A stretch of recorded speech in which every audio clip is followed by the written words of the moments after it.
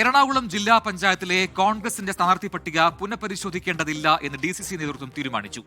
നേതാക്കളുടെ സമ്മർദ്ദത്തിന് വഴങ്ങി സ്ഥാനാർത്ഥികളെ മാറ്റേണ്ടതില്ല എന്ന് കഴിഞ്ഞ ദിവസം ചേർന്ന യോഗത്തിലാണ് തീരുമാനമെടുത്തത്. പിന്നാലെ വിവാദ സ്ഥാനാർത്ഥി PA മുക്താർ പത്രിക സമർപ്പിച്ചു. ഇതോടെ കീഴ്മാട് ഡിവിഷനിലെ പേയ്മെന്റ് സീറ്റ് വിവാദം പൊട്ടിത്തെറിയിൽ കലാശിക്കുമെന്ന് ഉറപ്പായി കഴിഞ്ഞു.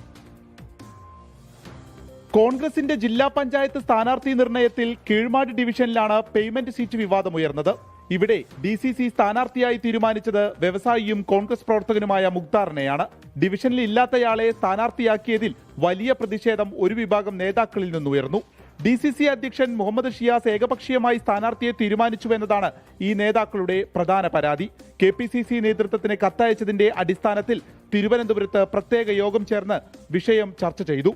എറണാകുളത്ത് കോർ കമ്മിറ്റി യോഗം വിളിച്ച് പരിശോധിക്കണമെന്ന് തീരുമാനിച്ചിരുന്നുവെങ്കിലും ഇതുണ്ടായില്ല. പകരം സ്ഥാനാർത്ഥി നിർണയത്തിൽ ഒരു മാറ്റവും വരുത്താതെ അന്തിമ പട്ടിക DCC പ്രഖ്യാപിച്ചു. നേതാക്കളുടെ സമ്മർദ്ദത്തിന് വഴങ്ങി സ്ഥാനാർത്ഥികളെ മാറ്റേണ്ടതില്ലെന്നാണ് തീരുമാനം. വിജയ സാധ്യതയാണ് പരിഗണിച്ചതെന്നും പേയ്മെന്റ് സീറ്റ് ആക്ഷേപത്തിൽ അടിസ്ഥാനരഹിതമായ ആരോപണമെന്നുമാണ് DCC അധ്യക്ഷന്റെ പക്ഷം. ഇതോടെ മറുവിഭാഗം നേതാക്കൾ കടുത്ത അമർഷത്തിലാണ്. ഒരുപക്ഷെ ജില്ലാ പഞ്ചായത്തിലും കോൺഗ്രസിന് വിമതശല്യം ഉണ്ടായേക്കാം. 24 കൊച്ചി. ലോകത്തെവിടെയായാലും ഏത് സമയത്തും 24 വാർത്തകളും ഓഗ്മെന്റഡ് റിയാലിറ്റി പാക്കേജുകളും എക്സ്പ്ലെയിനറുകളും വിശദമായി കാണാൻ ഞങ്ങളുടെ YouTube ചാനൽ നിങ്ങൾക്ക് സബ്സ്ക്രൈബ് ചെയ്യാം.